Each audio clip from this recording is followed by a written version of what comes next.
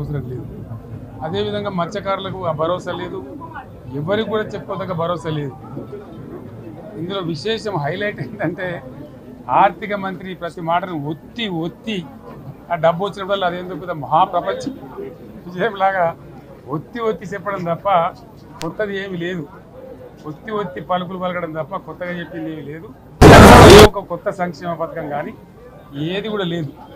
మహిళల పట్ల కూడా చాలా స్పష్టంగా చెప్పాల్సిన అవసరం ఉండేది.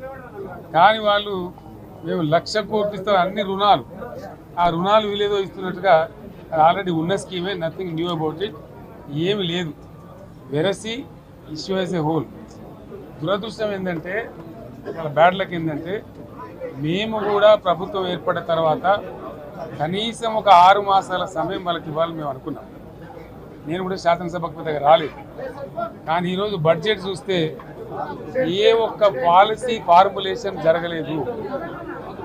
రాష్ట్రానికి సంబంధించినటువంటి ఏ ఒక్క విషయంలో కూడా ఈ అర్భక ప్రభుత్వం ఇప్పటి వరకు పాలసీ ఫార్ములేషనే చేసినట్టుగా కనపడతలేదు.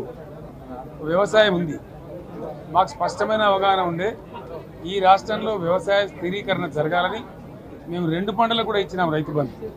వీళ్ళు ఎగ్గొడతామని చెప్తా ఉన్నారు. మేమేదో రైతులకు ఇచ్చిన డబ్బును దాన్ని పాడు చేసినాము, చెడగొట్టినాము, దుర్వినియోగం చేసామన్న పద్ధతిలో దురదృష్టకరమైన వ్యాఖ్యలు చేస్తూ ఉన్నారు.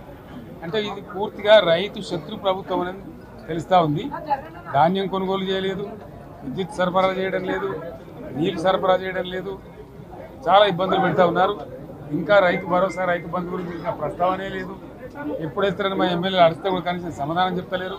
కాబట్టి రైతులను వంచింది ప్రభుత్వం, వృత్తి కార్మికులను వంచింది. ఒక్క పాలసీ, ఇండస్ట్రియల్ పాలసీ ఏమిటి? ఏమి లేదు. బట్టి గ్యాస్ ట్రాష్ పంచరంగ ఈస్మాన్ కలర్ లాగా చెప్పడం తప్ప, స్టోరీ టెల్లింగ్ లాగా ఉన్నది తప్ప బడ్జెట్ చెప్పినట్టు లేదు. రాష్ట్రంలో వ్యవసాయ పాలసీ ఏమిటి, పారిశ్రామిక పాలసీ ఏమిటి, ఐటీ పాలసీ ఏమిటి, ఇంకా ఇతర అనేక పాలసీలు, పేద వర్గాలకు సంబంధించిన పాలసీ ఏమిటి అనే దాని మీద ఏ ఒక్క దాని మీద కూడా గ్యాస్ ట్రాషే తప్ప, చిల్లర మల్లర ప్లాట్ఫామ్ స్పీచ్ లాగా ఉంది తప్ప అది బడ్జెట్ ప్రసంగం లాగా లేదు. రాజకీయ సభలలో చెప్పినట్టుంది తప్ప ఏ ఒక్క పాలసీని కూడా నిర్దిష్టంగా ఈ పనిని మేము ఎట్లా సాధిస్తాం, మా గోల్స్ ఇవి, మా టార్గెట్స్ ఇవి అనే పద్ధతి కానీ పద్దు కానీ లేదు. ఇది పేదల బడ్జెట్ కాదు, రైతుల బడ్జెట్ కాదు, యువల బడ్జెట్. విశ్లేషణలో మీకు తెలుస్తుంది. భవిష్యత్తులో బ్రహ్మాండంగా మేము దీన్నంతా కూడా చీల్చి చెండాడబోతాం. Thank you.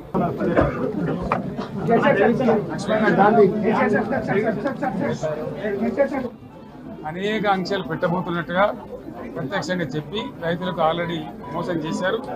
బడ్జెట్లో వాళ్ళ నైజం కూడా స్పష్టంగా బయటపడింది. గత ప్రభుత్వం అన్ని రాష్ట్రాల్లో అన్ని